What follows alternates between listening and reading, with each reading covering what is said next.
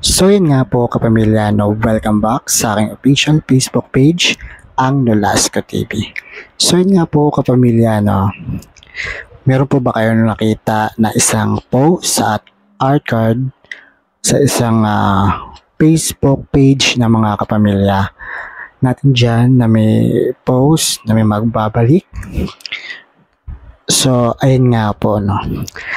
Ayun siguro yung plot twist ngayon 2024 na kung saan sabihin na natin ang ABS-CBN ang pinaka content provider sa Pilipinas.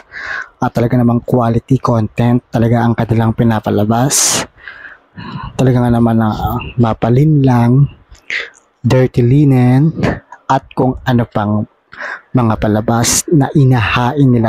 Kaya nga po mga kapamilya, no, ito nga po ang palaging sinasabi, in the service of the Filipino worldwide.